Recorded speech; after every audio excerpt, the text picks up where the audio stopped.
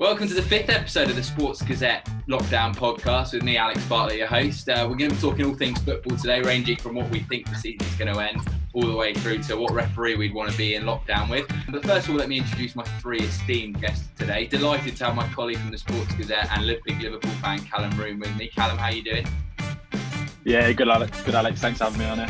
Yeah, I know you've been itching at the bit to get on since we mate. And we are very lucky to have two legends of Sports Gazette past with us today. During their time at St Mary's, they hosted the Don't Crack podcast, I believe. So a bit massive welcome to Aramide, Oladipo and Adam Samuel. Boys, how are we doing? All good, mate. Thanks for having us. Excited to be here. First time we've been called legends, so happy about that. Yeah. Well, it's like the 10th time in my life. Reunite you. Feels so good. So we will get into the football, but first of all, just as I've asked every one of my guests over the weeks, what have you guys been up to? What is your quarantine/lockdown guilty pleasure? I'll start with you, Cal. So what have you been up to? To be honest, mate, nothing that exciting. Been going out on a few runs, but guilty pleasure wise, it's probably the Formula One Netflix TV show. I don't really like Formula One, but that show I actually think is really interesting because you get to see like a behind the scenes bit of all the teams and like the people that you don't really hear about in the media. So I recommend anyone watching to give that a go. Hang on, yeah, Adam's in agreement with you there. Yeah. I'll come to you, Adam. What have you been up to? So I've been watching a lot on Netflix as well. I watched that one in full last week and it was class. And I'm the same as Callum, I fell out of love with Formula One. But that was really good. And then on the side note, I've written down, I'll tell you anyway, definitely guilty pleasure, RuPaul's Drag Race. I've been loving that shit, man. Yeah, there's a girl I matched on Bumble, yeah. I would be talking every week about RuPaul's Drag Race on a Saturday. It's banging. All bad, mate. Never thought you'd be saying that. And regional content. I can't really top that, to be fair. Guilty pleasure for me was the Test on Amazon Prime. Like I literally only got into cricket a couple of years ago, so I watched the Test pretty much near the start of the lockdown. It's one of the best sports documentaries I think I've ever seen. Yeah, because like the access they have is just ridiculous. So like I recommend anybody, if you haven't already, just to watch that. It's incredible. And also like the Rakuten TV stuff. They watched the Iniesta one the other day, which was very good. Especially for like a free doc. Very good. The Mane one, The Last Dance every Monday, which I think is genius because like they're doing episodes a week, innit?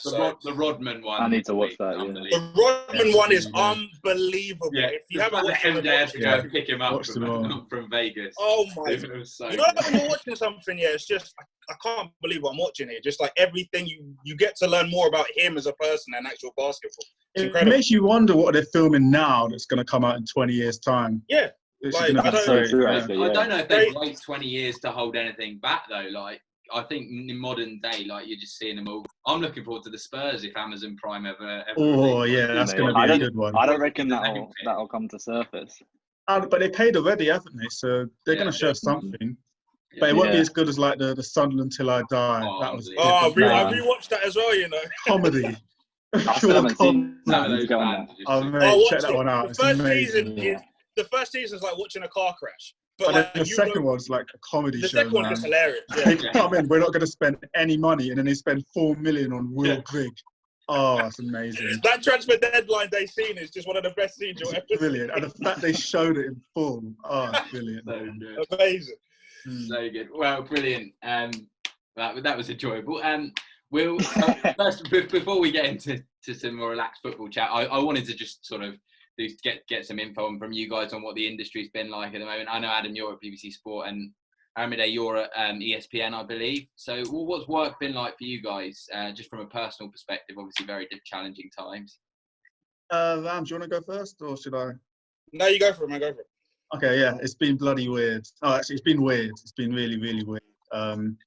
You've gone from what prospectively could have been like the best summer ever with Olympics. Euros. I had a pitch in to do a show around 100 for cricket, which I was really looking forward to. And then in the space of a few weeks, you got just zilch. That's it's just bizarre. Today, hasn't it? Yeah, and for example, so when I was in the office, I was like show producing for radio. So the scheme when you do rotation, so I was show producing for radio, and then as soon as everyone got quarantined, they obviously cut back on how many producers and presenters there were. So now I'm doing like guest booking for 5 Live and booking random Scottish chairmen, and as I was saying to you guys, English football chairman for tomorrow. And yeah, it's just really strange. You can have the strangest down days and like massive busy days, and just nothing's consistent. It's a really, I wouldn't say hard time, but difficult time to be a sports journalist for sure. And it's difficult to stay motivated when there's so little to do really, and so many mouths to feed. I don't know how Rambo feels. Yeah, it's like, well, mine's different than yours, isn't it? Because like I'm on the news desk for ESPN, so we just focus. Well, I focus on like breaking news, you know, like news stories, you know, priorities, football. Then it goes from like boxing, rugby, golf, tennis. So the lockdown in it's been really weird because, like Adam said, we just had the best. Apart from Liverpool about to win the league, we're about to have the best summer ever, right? And then it literally just all went. So for me, it was all about just like snapping breaking news. Really, like my breaking news, like typing up quickly breaking news has been one of the things I've learned during this time, because we have to obviously cover the cancellations, cover you know, the postponements and all sorts of that. And I think for us on the desk, it's been busier than I thought it was actually going to be, because fair play to our correspondents, like they're speaking to all their sources and they're developing stories, very good news stories, especially in football. So for me, it's been pretty busy. Last week was actually just crazy. And obviously, like you're doing certain interviews, transcribing interviews, looking at certain things. And I think, especially with football, I think there's been more footballers now. I don't know if you guys agree. Like there's been more footballers now who just want to talk. Like during games and stuff, they're just pretty much pouring all 3 points. Like now, people are actually talking about what we're doing. They're being a bit more open with it. So we actually get more sort of like news lines with that. So I think you get to see a bit of their personalities. I think you get a little look into their everyday, well, not everyday lives because this is not normal, but a little bit the man behind the mask. They're not so media because they're at home. They're not being fed everything. No one's busy. Everyone's available. So it's been a very easy time to get people to talk and to. And they just seem relaxed about it as well, don't they? They just seem as if nobody. You can tell that almost like that media training sort of not gone out the window. But it's just okay, cool. We're all. Well, more or less, we're all just told to be stuck at home. Let's just, you know, talk and let's have a conversation. And then, you know, their honesty might see them say something. Okay, cool, we could write about that. And then just go from there. Yeah. Perfect. Well, brilliant. Thanks for that, guys. I thought we'd get into that as it's a football special, what we're missing most about football, and then what we're not missing as much. Mine's pretty obvious for that, but I'll get to that in a second. I'll come to you first, Cal. Okay. So to start with, what I'm missing. Obviously seeing Hendo do his shuffle and lift the Premier League trophy, that's a big one for me. And then I guess like just the social part of, you know, going into like the George or whatever with all you guys and then doing that stuff. Seeing Arsenal's results, seeing them lose quite a lot. A lot of my mates are Arsenal fans, so on the group chat, it's been nice to give them a bit of stick this season. So I can't do that at the moment. But what I haven't missed is the stress of fantasy football. You know, picking your captain. I've missed that, you know. That's a great point. Doing your transfers. Like, I get super like stressed about it, and like, because I was quite near the top of one of my leagues for like £100. Every transfer counted, so and then they just a big part of Friday kick off, and it gets to 6:45. Yeah, and you don't realise you miss the deadline. And Norwich, yeah. So that was me really. Fantasy football weirdly is my biggest miss, but every year it normally gets to February, and I'm not the best fantasy football player. I don't confess to it, but this year. I've made a point of trying to stick with it, and I was in the running in a few of the leagues. So a lot of people drop off towards like the mid part of the season, but hasn't happened this year. Boys, Adam, I come to you. What are you missing? So yeah, I'm actually quite a big fantasy fan as well, but I've been having terrible seasons, so I'm not missing it at all. I've been saved. What I do miss is it's not really a miss. The Champions League was looking like it was going to be poised to be just different gravy. And then, in particular, Rams knows this. Sorry, I'm a massive fan of international football. I'm always like country over club, so I'm missing the fact that we're not playing the Euros right now. And I was due to be in Amsterdam during like a second round game, not for the game, but I was going to be there. I was probably going to try and get tickets, so that would have been amazing as well. And yeah, just seeing the white England shirts, the blue French ones, it's just special, isn't it? So I'm missing that. And what I'm not missing is bullshit transfer rumours, but they're still coming Mate, they're in abundance now. Yeah. What are you talking about? That's what people yeah, well, talk I've just... I think it was the back page of the Sun, or not saying it yesterday, literally just full of West Ham massive clear out Moyes, and I was just nonsense. Always. And you, Rab, what are you missing? Well, just football in general. In terms of, I'm a Man United fan, so we were killing it before. Best time in the last 5 years, probably. Yeah, man. Like, this was the happiest I've ever been. We won like 11 match unbeaten streak. I don't care if it's FA Cup, Europa League. We weren't losing for once. So that was actually pretty good. And the fact that it's been, obviously, what's happened. Same with Adam in terms of like the Euros, because especially the way the Euros was going to be this year. Do you know what I mean? Because it was going to be all over Europe. It was going to be like a new thing, and not to have it this year it's just gutting, isn't it? And also a bit of like a work thing. Now that there's no football on weekends, like there's the workload during weekend shifts is very, very small. So sadly, I'm actually missing doing reports. Do you know what I mean? Just like getting the right picture, getting the right headline and stuff, just waiting for something to happen on weekends. So yeah.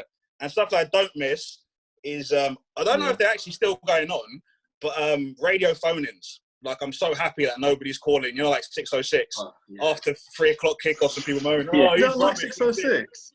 606 is class. Nah, man, it gets boring after a while, man. Yeah. And also tap the BBC's World Cup replays on Saturdays. Very good. Yes, stuff. those are actually very good. I'm really enjoying them, yeah. And I the first couple of weeks I watched the match of the day top 10s. I didn't think they were great, but this one was much better. Righty had some really good stories on it. Yeah. When it was their best craziest moments. Yeah, that was good. And also, I'm not missing. Sorry to go off me. I said I was not going to. I'm also not missing debates on VAR. Finally, we can literally. None of it's talking. Yeah. For once. My biggest no miss is the London Stadium, which is ironic as a West Ham fan, but yeah. I'm quite. I went there this season to be fair. You're enjoying not going. I'm quite enjoying my sabbatical. It's a nice stadium to be fair. Yeah. I know, but I'm just quite enjoying a sabbatical. Mate, you love your away days though as well. Yeah. Yeah, have you seen that stadium? That's why. Nah, it's nice, man. It's just. I went first time this season. I went the first time this season, got tickets for the West Ham Newcastle game, and then so it's the first time I've ever been there. Why would you voluntarily go to West Ham Newcastle? Because it was free. Okay, fair enough. Yeah, carry on. Links, mate. So went there, and it's the first time I'd been there since they'd moved. Because I went to Upton Park for United away one game, and I just think I sort of got what the West Ham fans were talking about, because the difference is actually just ridiculous. The difference is just like you go from one tiny stadium where you can literally smell the players to just going to a stadium where there's just, I know it's like against Newcastle and they probably expected to win and they lost. Sorry, but like it was just so different. Just like, oh God, like there's no soul in the stadium. The thing is, I could bore you for hours, and it is a norm. I think West Ham fans complain too much, myself included, about it. You just live with it. You got there's 57,000 West Ham fans in there every week. Who would have imagined that? I don't know if there were 57,000 when I went, mate. I'm telling you, I think that's about. I went years ago. Yeah, Crystal Palace had more fans here than West Ham, and I went. Yeah. Oh, right. Well, I'll move us on swiftly. So, what do we think is going to happen with the season? Then, Callum, obviously you're watching things very closely. Ligue 1 today. I know yesterday was noticed it was cancelled, but today they're going to end it as it is, with PSG champions and Rennes and Marseille as, excuse my French, as the Champions League sides. Do you think the Premier League will follow suit? I think they have to find a way to finish. What do you think? I don't think they'll. For me, I think there's too many legal issues for them to fully cancel it. I think they'll either play the rest of the games behind closed doors, which is what they're calling that plan at the moment, or project what is it? Project Restore? Project Restart, I think. Restart, yeah. Or I think if they don't do that, instead of null and void, I think the best thing to do is like points per game or something like that. Maybe get like an average, but then the argument against that would be how the fixture list is like played out. So I'm not sure. Can I go? Yes, you can. Yeah. He's got his theories and everything. Go on. I've got this in my notes. Yeah. No, me and my housemate had like an hour-long argument on Sunday about this very point. And my idea basically is, because it would be unfair to say X, Y, and Z teams played X, Y, and Z top 6 teams, just weight it. So like, if you've beaten Liverpool, you get 3.9 points. If you beat City, you get 3.8. If you beat Leicester, you get 3.7, all the way down to 10th spot. And then that way, if a team's actually played all the harder teams and just not got anything out of it, then fair enough, they've been shit. But if a team's actually got something out of it, they get rewarded for that. And that way, no one can really argue about the fixture list being against them for them. And then you still get the average PPG. It's a good idea. I reckon that's like too logical for someone like the Premier League to put in place. Yeah, see, like my housemate was arguing that it'd be like resetting the season, but for me, you're not resetting the season. You're just counting results for what they are. Yeah. So yeah. There's only like 9 games left to play anyway, so. Exactly, but some teams have got really hard games. So like Bournemouth have still got to play Leicester, Spurs, City, Man U, and Wolves. Whereas, say, Watford have only got to play 3 of the top 6. So, yeah, it's an interesting one. The problem the Premier League have is at the other end. I think, but as we've shown, they're more like, if there was a close title race, I think they would be more inclined to definitely play it out rather than it. But I think Liverpool should get the title. I mean, they should. Yeah. They should. It kills me to say it. They should. Oh, they have. They have to. You can't not give it to them. PSG just got the French one from 12 points up. So yeah. Exactly. I think the whole problem with it all is like you lot said, it's at the other end of the table. It's like relegation and again promotion. Because everyone's I think you have to say Leeds and West Brom come up. Yeah. Because everyone's talking about Liverpool. Like, imagine Leeds. Imagine Leeds fans. They've been waiting. These have been top 2 for the whole season as well. Yeah. It would be the most Leeds. It would be the most Leeds and Liverpool thing ever. They're probably shooting a documentary of Leeds again because they've done one last season. Yeah. Just in the boardroom, them calling up. I saw some idea floated about that next season you have a 22-team league, and then 4 get relegated the year after, but only 2 go up to make it more balance it out again, which isn't a bad idea. And then crown the still, of course. Especially with the amount of time off that teams have got, you can do 6 weeks of 2 games a week, and it'll be fine. Yeah, and this is the point I don't get. Whether that clashes with Champions League. Yeah, and it's like me personally, I don't know about you. I don't get the rush to have everything back so quickly. It's like this is like the weirdest thing we've ever been involved in ever in our lives. So what everyone's saying, we need. I think it was what UEFA or FIFA yesterday said they need a deadline by May. It's just like why? Yeah, if May 20th. In December, who cares? It's all about the almighty dollar. My theory: do you not prioritise finishing this season over starting next season? Yeah, because you've played all you've played half the game. If you miss half the season, then that makes so much more sense than having 3/4 of the season now when no one knew about it. Yeah, and it's so weird, because maybe this is going to be the situation in 2022 when. We're apparently going to have the Qatar World Cup in the winter. So, it's almost as if it sort of balances itself out in a weird way, thinking, "Oh God, how are we going to resolve this?" You could effectively remove a season sort of next. Yeah, just get rid of it. To say this is going to go. This could go on till December, and you could have fans back in the stadium January, February next year, and virtually play out the season. Yeah. And Wayne Rooney floated some idea about in his Times columns. Did anyone read it? I can't even remember exactly what it was, but he talked about I'm exclusive to the Athletic now. Yeah. Oh, yeah. He basically talked about that bit, and it does make sense. Yeah. I didn't even know he had a column. Yeah, it's once a week. Okay, cool. Do you reckon it's ghost written or? Pardon? Is it Waz's? Do you reckon it's ghost written or is it Waz's words? No, There's no way. I don't know if he can write proper sentences. Good luck with trying to book an interview with Wayne Rooney later, Adam. By the way. Me? I didn't say anything. I just said, do you reckon it's Gaston? Yeah, mate, grab you for the Euros, please. Nah, mate, I saw that podcast. I'm not having it. I browse YouTube on the regular. Don't put his name in the SEO list. Okay. Right, well, if there is a summer transfer window, which God knows what's going to happen. There's a lot of talk on it. No, Rams, you'll be pleased hearing a lot of it. Of everyone saying that United going to pick up all these players for the cheap. What sort of would be your top 5 players you'd expect to join and 5 to go out? And we'll get into this. I'll come to you first, Rams. Probably for me, again, we don't know if it's going to happen because like transfers, I think. Firstly, to point out, like transfers will probably never be the same after this, because like there's no way. Imagine like once we come out of this whole pandemic, imagine if a club bids about 100 million for a player, they're going to get absolutely slaughtered.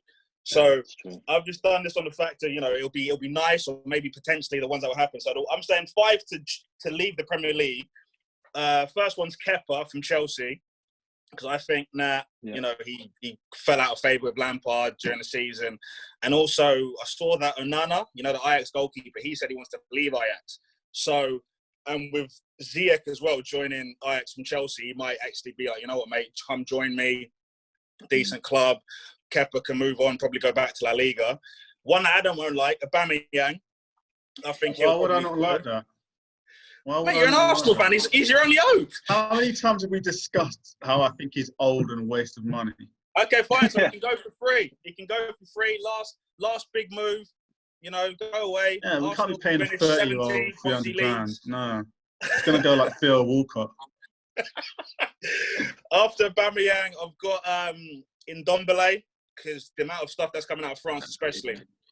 They're saying that he's just fed up. I don't know, with Ndombele, I'm not quite sure what you lot think. I think he's not as good as a player as people think he is. I remember that Jamie Carragher analysis. You're nonsense. Did you see that Jamie Carragher analysis he did against Burnley?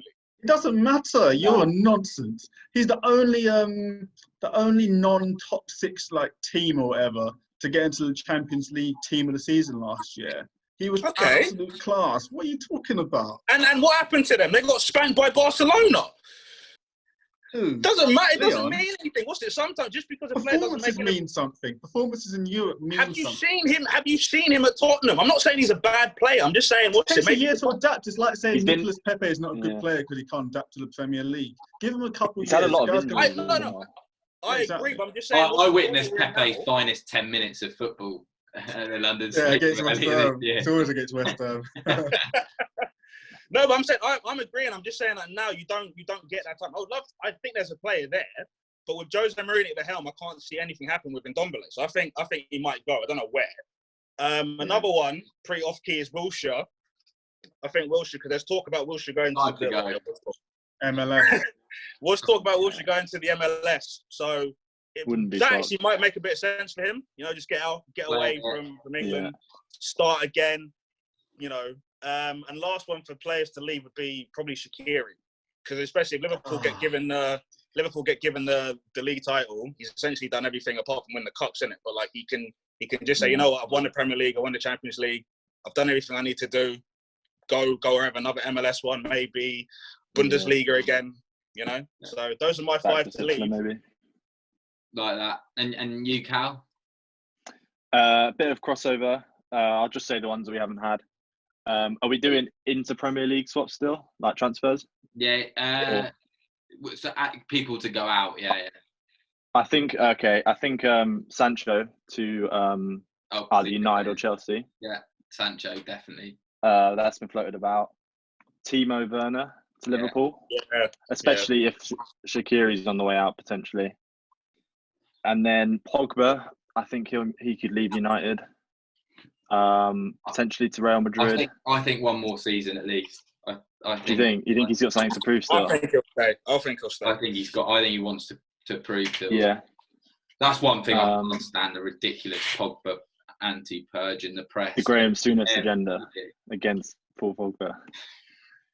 Yeah. It's just so obvious, isn't it? It's just so obvious. Yeah. It's just, mate, see it out, leave it out. Yes, he hasn't been amazing, but he hasn't been as bad as you're telling people. No, not at all. You're telling me that United aren't a better team when he's playing?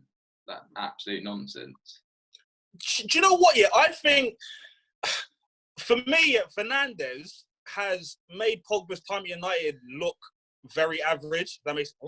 If that makes any sense, because Fernandes has done in 3 months what Pogba hasn't done in 3 years, which is make average players around him better. So Bruno Fernandes has come in, and I think the only reason Pogba will stay is because he says, "Oh God, like this Fernandes guy actually looks pretty decent. Like, let's see if I can play with him." Do you know what I mean? There's a bit of it where even with Ighalo, like Ighalo's not the best player in the world, obviously, clearly not, but he's come in and he wants to play for the club. Fernandes wants to play for the club. Pogba with 2 different managers that says, "I want to leave." So it's a tough one. I don't think we're as screwed as people think we are if he leaves. It's going to be a massive impact. It's going to be a massive loss. But look what we've done without him. So, you know, the fingers crossed. Yeah, decent bit of money as well. You know. Yeah. The last one I had to join the Prem was potentially Coutinho. I've seen some rumours to Newcastle if they get the takeover, because they'll have a lot of money to spend then. With Poch as manager, maybe. Never know what could happen. I could see that. You Adam, what were your biggest ins and outs? So my ins, I don't think anyone's mentioned mine actually. So I've got Mariano, Real Madrid striker. He's been there for a few years, barely gets a game. I actually genuinely think if Raul Jimenez gets his move somewhere else, could be off to Wolves or maybe in Everton. He's that kind of profile of player, and he could just explode into life. A little passion project for me would be Gareth Bale. Very unlikely. Not happening. I'd love to see it. Yeah. I love Gareth Bale, man. Thomas Lemar, not necessarily to Arsenal or in general, or even for a big amount of money, just because Atletico are known to be in quite a deep financial doo-doo, especially now. So he could be available quite cheap and go to a mid-table team. Mikel San Jose, he's at Bilbao, spent a couple of years at Liverpool, speaks excellent English, available on a free. So again, he fits the profile of a cheap player. He's not going to cost a lot of money. And then a similar player as well, Mario Götze, somehow still only 27. 27? Free transfer from Dortmund. 27. Free transfer from Dortmund, World Cup winner, speaks great English like most German people. Why not, you know? And then players to leave, I've got Giroud, probably France, another 3, and Vertonghen. But for some reason, I feel like he might enter in the Bundesliga. Yeah, he said in it. He said that I could see he's that. been talking quite a bit with Vertonghen, so yeah. Yeah. And then I've got, just to take the piss, Declan Rice. That's not for you, that's just in general. I could see him going to like a Bayern Munich or something. Man U's not. I can't see United buying him for that. I think McTominay does too. See, I love Declan Rice, and this is like nothing against Declan Rice, but I think to play in a top 6 team, I'm not sure he's good enough on the ball. I agree. And this is coming from I'm absolutely slaughtered if certain people listen to this, but I love it. His best performances in a West Ham shirt are always against the big teams. Because he can sit in and his interceptions and he can just move across protecting that back 4, and that's when he plays at his best.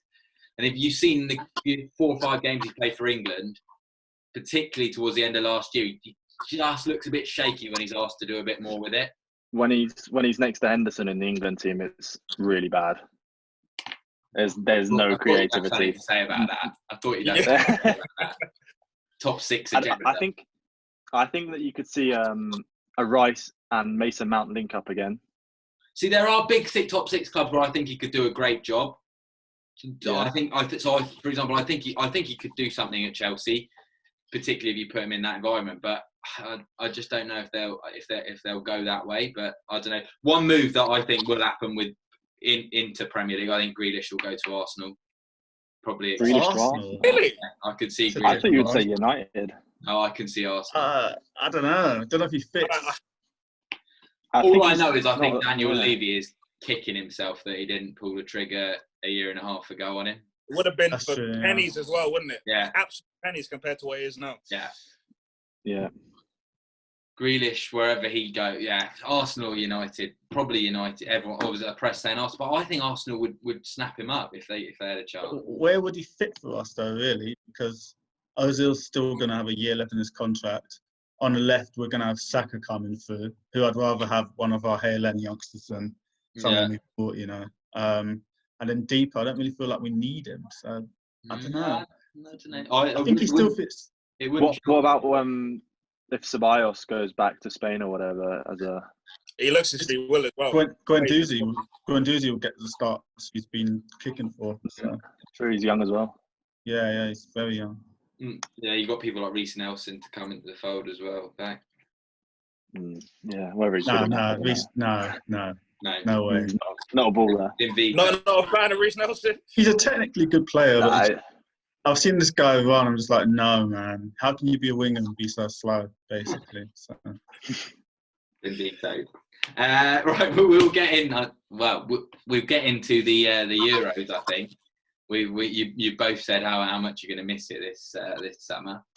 So theoretically, we're here in April 2021. Southgate's had a whole season potentially of Premier League football. What is your England starting 11 for the first game at the World Cup? We'll start in goal, obviously.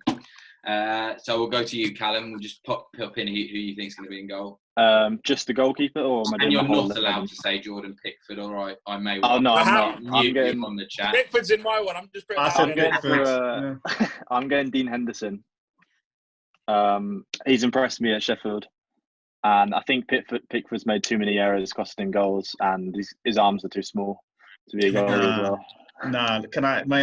Can I come in and rebut that, please? Yeah. It's the England shirt. Firstly, Jordan Pickford's made probably the best save I've ever seen in my life against Colombia. 91st amazing. Unbelievable. One thing on that note, Henderson's just his first season in the Premier League. Jordan Pickford's got experience of a World Cup penalty shootout. That experience alone means he has to start in the Euros. He has to start. He can't start. I agree. One thing I would say with Jordan Pickford is when he plays for England, it's different to when he plays for Everton, I think. I do think he is better in the England shirt than he is in the Everton shirt. I agree. But that's when it matters. So you can make my point for me.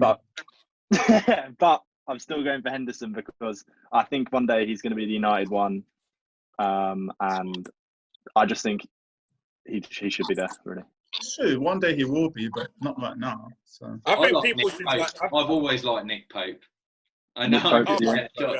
I really like fantasy dream, Nick Pope. Absolutely fantasy football dream he is. I think if you're in a situation where it is now, Pickford's confidence is low, but if that confidence is high, he's a player who thrives off confidence. So I do see your arguments, but yeah, I've gone with Pope mainly because I have a personal agenda against Jordan Pickford from when he flapped Marco Arnautovic's shot into the top corner about 3 weeks before the World Cup training squad. So I remember being sat in that penalty shootout against Colombia, and as soon as Henderson missed his penalty, I was like, we've lost. Pickford's not saving any next penalty. 6-1 out. That was a big save. Keep the faith, mate. You got to keep the faith. Back four then, boys. I'll come to you first, Rams. I picked Pickford in goal for mine because mainly I just did it because I think Southgate's loyal. So, like Adam was saying, he's not going to forget what he did for him during the World Cup. But my back four is, I'm going to get grief for one of these, I know for it. So back four is Trent Alexander-Arnold, Harry Maguire, Joe Gomez, and Luke Shaw. Oh, what? Only listen. Let me explain myself because I'm going to explain it because I've got a couple other ones in the forward area as well. It's a dodgy. I'm anticipating injuries, right? So I think our left back situation is going to be a bit screwed. I don't know why. So I've got Luke Shaw there mainly because he's improved this season like no man's business. So what model are you using to predict these injuries, Rams? Nothing. Basically nothing. For example, absolutely nothing. I'm just based. I mean, to be fair, I'll pick somebody who's the most injury-prone left back we probably have in the country. So it just shows. I'm just going with him because he's improved. I think that Southgate again. He's easier to get in the England squad if you're a United player, for one. So if he keeps playing well, I think that. I don't know, maybe Chilwell will just have a nice little hamstring injury before the tournament starts. Luke Shaw in there getting his competition debut. So that's my back four. Shaw, Gomez, Maguire and Trent. Nice. Perfect. And you Adam? Mine's actually very similar to Rams. I got Trent, Maguire, Gomez. I did have Chilwell. You do make a good point because like his style of play is like it does make you think maybe he will get injured, which he hasn't been. So that's a good point. But if that was to happen, it wouldn't be bloody Luke Shaw. It'd be Saka, surely. I'll be aimless. I know, seriously, yeah. I think Saka's a bit of a dark horse shout. Yeah, he's absolutely immense. Who is another left back? Because when I was doing this, I was thinking Shaw, Chilwell, and Bar Saka, obviously, it's a good shout. Kind of Ryan Bertrand, maybe. Danny Rose. Yeah, Danny Rose, yeah. Pretty short in that. Yeah. It's compare it to our right back options, and it looks. Yeah. that was the biggest problem I have like this, because I'm like the biggest Aaron Wan-Bissaka fan. You could, I love him to bits, but I just don't think you can. There's a way of getting him in the side because you can't not. I've had this discussion before at work. I would take him as a centre back if we're going to play Kyle Walker there. Wan-Bissaka is a much better defensive player, so why not? Yeah, 5 at the back like he did in the World Cup. I can't really name 5. Particularly when you get to the knockout stages. If you play one of the big teams, potentially. And you need the legs. Yeah. That's a good shout, actually. That is a good shout. But yeah, I went Trent, Maguire, Gomez, Chilwell. Pretty standard. I did the same. Pretty boring. But I don't really. I think the left back's the only position you can really have a debate over. Yeah, don't have that many at all, really, do we? No. It gets a bit more. I think the midfield 3, what he does there is going to be the most interesting thing. Yeah. Nice little lead. Where did you go here, Adam? Me? Yeah.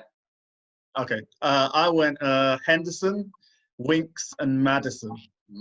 Oh, yeah. Interesting. See, I was going to do Rice instead of Henderson, but Henderson just brings so much to the table, especially on the field leadership. Harry Winks, I've got a love affair with. I just think he's a beautiful player. Last year when I was at CNN, and we used to get like free tickets for the Champions League, and so Spurs were the only team in London in the Champions League, so I saw him a lot. And I just think he's immense. He's so good. And James Maddison, he's going to kick on, and he deserves to start. I was considering Grealish, but I just think at the minute he's outside a top 8 kind of team. He's a big fish in a small pond. Maddison's proven it at a very good team, so I think he can make the step up to international class. Then you, Rams? Yeah. I've gone for Henderson, I went for Declan Rice, and I went for Oxlade-Chamberlain. Because I think that, correct me if I'm wrong, but I don't know if he's, like the last tournament he was at was like, I swear he's missed the last 2 tournaments, like with injuries just before it started. Yeah. And I feel that very workman-like midfield. Where's the creativity coming from? We've got that in attack. Just leave my midfield alone. Do you know what I mean? Ox, to be fair to him, on his day, I think he's just. I love him. Like I love watching him. Obviously, you've got the Liverpool link as well, so them two will know how to play together. Yeah. I think the fact that he's been out of injury, he'll probably come back fresher. And then obviously you've got Rice and Anderson can probably just sit. Ox just be the madman running about. I think I completely forgot about Maddison, because I think it was just probably I don't know if again I'm going with what I think Southgate will go with, and obviously remember the little incident with Maddison at the casino. I think Southgate always, I think he's very very like loyal, good bloke syndrome as well, like good bloke. That Southgate just doesn't like, so I don't know if he'll start. I think he'll definitely go, but I don't know if he'll be in the starting. I think that swagger is what England need, really. Do you remember when we got knocked out by Iceland and our only creative midfielder was Dele Alli, and he just didn't offer very much. We need got knocked out by them as well. I think Ali's a really interesting one when it comes to this because of this sort of season. I forgot about Ali. Completely. I wouldn't even take him. No, I don't. I think Southgate. I think he'd be lucky to get a place if you look at some of the midfield, particularly if you throw in the likes of like Calvin Phillips at Leeds. I know he does a completely different job. If Leeds come up and he has a good friend, even like Mason Mount as well. He's got a chance the way he's been playing. I'd much rather have someone like Mount than Ali in your team. I like Calvin Phillips. Yeah, it's a great shout, especially if they get promoted. If he has a really good, he was my underrated shout to play that whole row. If he goes well, if he continues on that trend, I fancy him. I think Maddison is the lock of the midfield 3, so I went Henderson, Maddison, and Winks actually as well. So I've got it. I've really great minds. The same. I think Harry Winks is. I don't think he's thriving at Spurs at the moment at all. But if you watch clips, particularly that if the Champions League run and particularly some of those early group stage games and that, just his ability on the ball is beautiful, and he'll just get himself out. His touch will get himself out of so many problems. So I think if he has a good year, obviously there's so many ifs here because no one knows if he's going to be football for. That's the thing. So many players injury prone as well. So in which case, that's why I think Henderson has to be the safe pick. I went for Hendo at the 6, Maddison and Ox. No danger of Rice in your squad. Rice can be subbed on for Hendo when he's needing a breather. But for me, they can't play together. It's one or the other. And then I think Maddison deserves the chance. And I think the Ox brings so much going forward. The drive that you need in the midfield, I think he's got that. Yeah, I think it's a good midfield. Come on then, Rams. You've told us you got a lot of creativity up top. What names are coming out? I've gone with Sancho, Sterling, and Rashford, and there's no Harry Kane because he will get injured before. I did imagine when you said you were predicting more injuries. There's no way. Harry Kane will be there on the bench. You know, it's going to be one of them ones where, will he make it? Will he not? We saw him training behind in the track. No, he's not making it, unfortunately, because he's not making it. So I'm going to go with Sancho, Sterling, Rashford. Them three, like, Jesus, if they get on it in a tournament, it's over, really. Like, those front three still young. I think all of them seem to be really, Rashford and Sancho especially seem to be very good mates from what I've seen on social media. So imagine them two playing together. Could be United at the time, we don't know. But yeah, those are my three, man. I'm happy with that three. Some kind of world bubble we are living in. Yeah. Gotta live in it, mate. Why not? It's a lockdown for a reason. Love it. I think Sancho has to go as the starter. Sancho's a no-brainer. He's a no-brainer. All these nonsense. A lot of that nonsense Sky Sports. Yeah. Just chatting absolute nonsense. Sancho. Yeah. I didn't see it, but I think they do that just to get a reaction. Did you see my tweet? I was pissed off when they said that. I was fuming. Just because it's diabolical. They were saying, Rashford offered so much more from the left, blah, blah, blah. It's like, Sancho and Rashford scored the same amount of goals this season. Honestly, Sancho's been on left and Rashford been up top. You just need to watch Sancho's performance in that first leg against PSG. It was just unbelievable. He's been unbelievable for 2 years.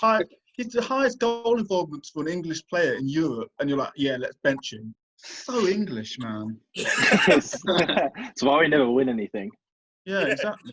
Yeah, I actually don't think it would be the worst situation if Kane was injured, but I don't disagree. Yeah. I'm not. I have gone with Kane to start just because if he's fit, he will start because that's the nature of it. Captain. Yeah. So I have gone Sancho, Kane, and Sterling rather boringly. So not much excitement from me. What about you, Cal? Mate, I've done exactly the same, those three. And then Rashford's come off the bench and give the pace and the injection that you need. You got no faith in my boy Rashy. The more and more I think about it, that's what we were saying about Rashford in Euro 26. Oh, come off the bench, and then Hodgson brought him on the 8th minute against Iceland. But I think it just all depends, doesn't it? I could see him not starting Sancho. I really could, because I think he is the kind I think he's the kind of manager to show faith in his play, particularly if Rashford has a decent season at United. I think that he could easily start. I've got a feeling like he'll have Sancho on the bench, because I think he only played Sancho for England, like all those like easy friendlies. I think when it mattered, he never played Sancho. He never started it. No, so go back to the Nations League. Yeah, like Southgate's loyalty is just crazy. Like even going back to like the defence, I have no idea if how Conor Cody has not got an England cap. I have no idea. Yeah. Do you think it's because he doesn't play for a top 6 side? It must be, because he played. I swear he played every minute of every game in the Premier League last season.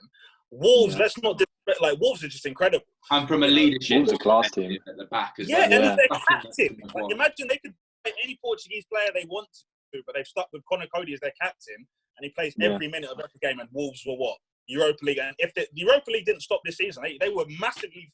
They had a chance of winning it with him again. How has he not got a cap? I will never understand, ever. I feel like that boat's gone now as well. I can't see him getting it. He's done everything he can. Unless he leaves, unless he goes to like Liverpool or something, then I can't see. Yeah, he used to play for Liverpool as well, so could come back. I think he's Scouse. And just finally, what happens? Where do we finish at the Euros? I think I can't even remember what the draw is, to be honest with you. It depends on that. Can't even remember. Yeah, it can't have been that hard, or else we'd know. Yeah. We don't have a group of death. I know that much. No, that was like France, Portugal, and somebody else, wasn't it? Germany. Yeah, Germany, I think. Yeah, France, Portugal. I think we come third. I think we can get semi-finals. The thing is, We've if got we get talent. to the semi-finals, what's it going to be like in this country? Bear in mind, everyone's going to have been locked away for 8 months the year before. Yeah, and it'll be in Wembley. It'll be It'll be awesome. But where we'll lose the tournament will be in defence. Our defence is iffy compared to other countries. Especially, I think in the middle of defence, central defence, we haven't got a really top central defender. No offence, fans, but Maguire isn't it? He's a good player. No, I agree. Yeah, he's not a top draw. I Whereas think other Gomez countries have. He can be, but he's not right now. Yeah, he needs somebody like a Van Dijk next to him. We don't. Yeah, it depends how much Gomez depends on Van Dijk as his support. When this team is going to be at its peak of its powers, it's sort of building to that. But I still don't. Yeah, defense is not there. And even if you look at Trent, if he has got one weakness, it is defensively. Defending. I think it's just how far we get depends when we play France or Belgium, or if we play them. Those are the teams to fear, really. Belgium have got quite an aging team though. By the time the Euros come round, I think about 4 of them. They just get into like what's it called? Their peak. A lot of them as well. So it'll be their last big tournament. So like it's at the end of their golden generation. Exactly. Yeah. And it also depends on the other club. It all depends on the other teams. Like, what's it? We've got the the 11s that we've done. They could easily do a job, but France is 11. Belgium, like Adam was saying, Belgium's 11. Thing, Spain's youngsters who are really, really good if they get a look in. Like it doesn't. Sometimes it generally just doesn't. Even like Netherlands team these days is looking pretty good. True. Yeah, Netherlands are good. Yeah, it's true. And they missed the last major as well. De Ligt and Van Dijk at the centre back. That's exactly where you look at our centre. That's a silly point. That's scary. And if you look what wins major tournaments, it's genuinely not conceding goals. You don't get 4 clean. We've got particularly Euros. If the last Euros is anything to go off, but yeah, we'll move on, and it will be very interesting to see what happens. And I'm sure you guys will be tracking it, particularly with your jobs over the next year. 5 biggest villains of the period. Now, this was actually an idea sent to me by Adam. A 5-a-side team of villains of the lockdown. So we'll come to you first, Adam, because it is your work. Okay, well, your work. I imagined you guys would name a lot of like the obvious players, I guess. So I've gone a bit sideways with it. So I've gone like a villains organization kind of thing. Okay. So at the top, Daniel Levy. Nice. As the PR guy, I'd have John Cross, just because of that whole Ozil thing, where he exposed his name. And then I don't know if you guys saw Sunday's supplement where he was basically groveling, saying Ozil does so much for charity, and that's like, well, why did you expose his name? That was just nonsense. In goal, I'd have Rudy Gobert, the NBA player. Yeah. You guys know his given coronavirus. In defence, Carl Walker, just because he made that. He done his thing with the prostitutes and then made his video. Stay safe, guys. What a guy. And then up top, just for a laugh, Lacazette, because he got close to that parking attendant, which was a non-story, but I just thought it was funny. So that's my 5. Yeah. And you, Callum? So I've done an owner as well of the 5-a-side team, Mike Ashley.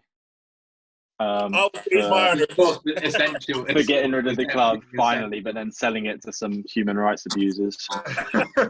And Sports Gazette saying Sports Direct. Sorry, not Sports Gazette. Sports Direct. Sports Direct was in us. I've been brainwashed.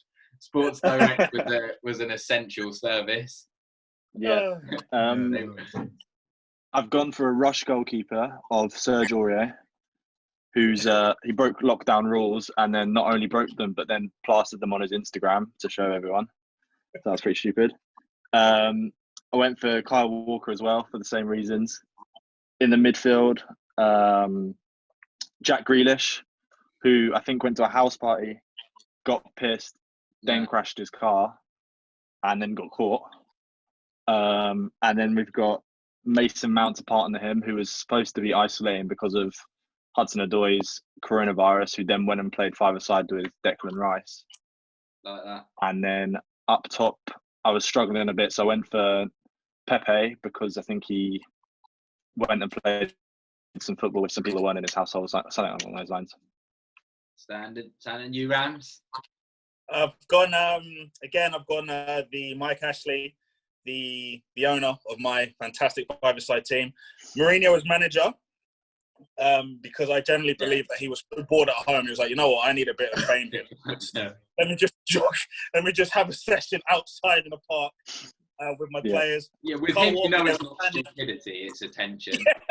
It's the most Mourinho thing I've ever seen in my life. It's like, I think I need a bit of, not enough people are talking about me. So, you know what? Everyone would have laughed at him for it, but now everyone's just like... Now it's just like, mate, you're just so desperate, so sad, you know, and doing everything he can to try and make up for it with all the whole thing at White Hart, their stadium, helping them out, but not buying it. Sorry, Jose. Carl Walker's my captain. Just unbelievable scenes. Yeah. Just can't believe it. Yeah. My favourite.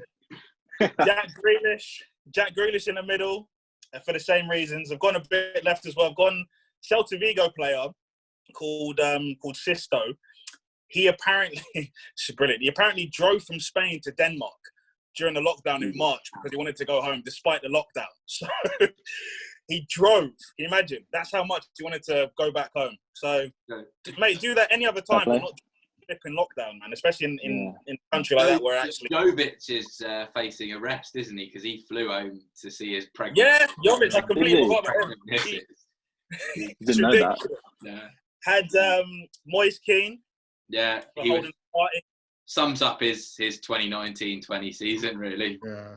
Incredible, man. Incredible. It's predictable. My final player up top is Adebayor. I don't know if you saw the quotes, but he was asked, he did like a Facebook Live event, and he was asked about, Drogba's donating and Eto's donating, and he just flat out said, I'm not going to donate. I don't care what anybody thinks. I'm not the one who brought coronavirus to Togo. So just for those, I sort of get what he means, but don't say it in such an arrogant way. He always holds a special place in my heart for probably one of my favourite non-West Ham Premier League moments in that Man City celebration. That was celebration. The arrogant levels of shithousery involved. Yeah. All the Arsenal fans just zooming in on their faces, watching them causing the clip is just superb. I had similar Mourinho, Walker, Grealish, Douglas Costa, who went out on his quad bikes with his missus on it in Instagram. Who they're very active on social media as a pair. And Nobby Solano again, he did something stupid. Yeah, that's a good one. What did he do? I can't remember what. He went out in Peru, didn't he? Yeah, and there's like pictures of him in the club. So yeah. And he's got some good little skills as well. He can add something to the team. But we'll go. So just that brings that to an end. Great idea, Adam. Enjoyed that. And your little organisation. I wonder how far. Which team do we think would be the most successful? Adams. I like Callum's. Although I feel like Rams' one's got a lot of physicality. In it.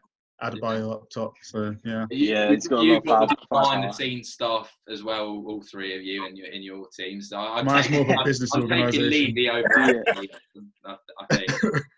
Yeah. So just to finish off today, another bit of fun, sort of to go with the theme. I thought if you could sort of be locked down with one footballer, one manager, one retired player, and one ref. Again, this was slightly refined by Adam. Mind wielder. So we will get into that. I'll come to you first, Callum. So who's your footballer you'd want to be looked down with? My footballer. Oh God, I'm not sure. Who'd I really? I think the Ox actually. I think he's got some good banter about him, or maybe Andy Robertson as well. One of those two. They seem to be sort of like the jokers in the Liverpool side. So I think if you're around them, you're not going to get too bored too quickly. Just thought I really hope someone says Carl Walker, just out of... Won't get let in, mate. And the referee, you're a retired player, Cal. I'll just get you to do it all. The referee? Yeah, referee and retired player. Referee would be the Dre, Andre Mariner. Yeah, The Dre. The Dre. Been teased a bit on the Peter Crouch podcast. Only 20-minute episode, so I'd like to know a little bit more about him, see what he's about. Seems like an all right guy. Manager.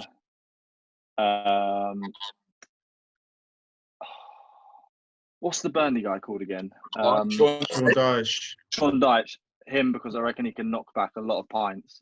I reckon he could not as many as my manager. I reckon. You reckon? Mr. Chrissy Wild. Chris the Wild, king of all Premier League managers on a point. What a legend. And then was it a retired player? Yeah. It's got to be Henry. Just like the coolest blow. You could just watch like all of his highlights with him and just get some proper sick insights. Yeah, I agree. Right, Adam. What do you want to start with? The player. Yeah, we'll go player first. I went with Big Rom, Lukaku. Lukaku. Yeah. I think he's just a cool guy, isn't he? I've heard him on a few podcasts. He's pretty laid back, very smart. I feel like if you want to hang out with someone for 20 days in a row, he's the guy. Very honest as well, isn't he? Very open. Yeah, he's a very good guy. My manager would be Arsene. Easy. Yeah. That took no thought, just because I want to learn. I mean, imagine how much you'd learn off that guy. He'd come out as a Premier League manager, basically. I'd be like Black Wenger, so be mad. Referee, when we were at Sports Gazette, I was trying to get Uriah Rennie on, and he just disappeared off the face of the earth. So I'd love to do something with him, just like the Premier League's one black referee. Yeah. He's literally done no interviews. He's fallen off the face of the earth. Yeah, He's a really interesting guy. And then my retired player, I didn't do a retired player. I've done an agent. I went with Mino Raiola, just because he's a lad. Oh my God, mate, he'll sell you. He'll sell you. My people are all about what I've been learning from them. Like I'd learned from him how to be a super agent. That's cool, man. So yeah. I like that. Love that. And you, Rams? So for my player, I've gone for Troy Deeney. He's very local, Watford. Yeah. I'm pretty much living in Watford, so I mean, what else can you say about Deeney? Just probably the most honest guy in the Premier League. Seems very, very jokes. He'll give you all the stories that you want to hear. Probably never get bored of him. Former player, I'll go with Ronaldinho. Former player, I'll go with Ronaldinho because just to ask him what the hell went on in Paraguay for one. Yeah. Ask him to get you a passport. Get me to sort me out. Just to literally just explain, like, mate, what the hell happened there? And obviously, like, he was one of probably the best player I've ever seen. So just to have kickabouts with him in the garden would just be insane. Manager, I wanted to go with Fergie, but I'm just thinking, bless him, he's old now, so he wouldn't really be that much fun. But I've gone for Poch, mainly because he's out of work, so he could actually have more time to chill. And obviously, he had that interview yesterday about BT. Like, I was taken aback here because I didn't understand how much he really loves Tottenham. Like, if you haven't watched it, I was surprised by that. He's wearing the same shirt that he wore during the semi-final. He was crying again after, they came back to me. He had like wiped tears. He just seems like a very cool. I've liked Poch anyway. So just he's very genuine.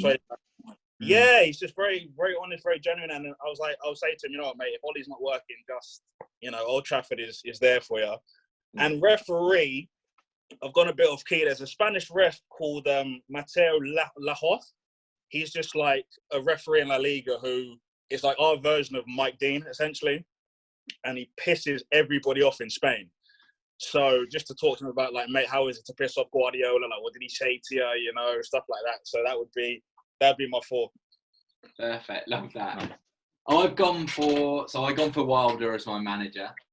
My retired player, I've gone for Di Canio just because I think he's the loosest cannon on the planet, and I love to know what he gets up to at home. And if you can be that much of a nutcase. I've gone for Howard Webb, just because I want to ask him why on earth he didn't send off De Jong in the World Cup final. What on earth? No other reason. I think he's the most boring bloke on the planet. having heard him. Player, I just thought they're all samey. But I guess Michael Antonio. I mean, he drove a Lamborghini. I'd like to know what on earth you're doing on Christmas Day dressed as a snowman. I think he's a nut job, but I think he'd drive me insane. So, and I didn't really want to go West Ham. Literally. But yeah, I think Chris Wilder's my man. I love Chris Wilder. You can't disagree with Wilder. If Liverpool didn't do what they were doing, he would probably would have won manager of the year. I think he's done mine. You could picture any Premier League manager walking into you're in the pub with your boys and everything. You could just picture any Premier League manager could just walk up to you. I reckon it's him. I reckon he'd fit straight in. He'd be giving the banter out. He's such a sound bloke. I love how honest, bro, isn't he? Like he doesn't. I remember when Henderson made that mistake against Liverpool. He came out. He said, "Should have saved it." Doesn't mince his words. Doesn't think, "Oh, they're going to be." No, like he should have saved it. Next game, Henderson had to find her. Yeah, like he's such a good manager as well. To do what Sheffield United has done this season is crazy. Yeah, with the original system as well. It's really cool. What? Very cool. Well, I think that brings us to us. I know you two boys sound quite busy, and you've taken some time away from work for a day. And Adam, I know you've got to rush off and do some work. So I don't want to keep you much longer. But it's been great to have you on, and really good to unite you. It's been as fun as I hope. I hope you guys have enjoyed it. Yeah, it's been great, man. Great, Very good use of time. Perfect. Yeah, thanks for having us. Taking you away from the confines of your lockdown life for a few hours. Cal as well, great to have you on. Always happy. You guys can follow the guys. I've actually made a note of each of your Twitter handles here, so I can come make a little plug. I don't even know my own. Adam Samuel with an underscore at the end, am I right? Yeah, also got two underscores. Two underscores. How many L's, Adam? 1. I'll answer for him. He's not happy with that. I've lost sound. I couldn't hear you guys. I thought he just completely aired you. At Callum R. At Callum R Sport. Yeah. Is that a capital R, Cal? Capital R, capital S, I think. Yeah, mate. Capital R in the middle.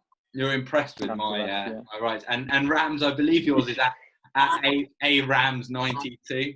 There we go. There you go. So do give the ball a follow, and also follow at Sports Gazette. I know Cal put a great article up with an interview with a Newcastle fan about the Ashley takeover, which is obviously a really interesting thing to look at, sort of a tale of two stories, their hate for Ashley, but a lot of Newcastle fans are a bit confused with all of the human rights issues. So do give that a read. But thanks again to you all. I'll be back again next week with some more. We'll catch up with some of our reports from around the world on the coronavirus development. But yeah, thanks guys. Alex Bartlett signing off, and yeah, have a good week. Pleasure. Thank you. Thanks for having us, Alex. Thank you.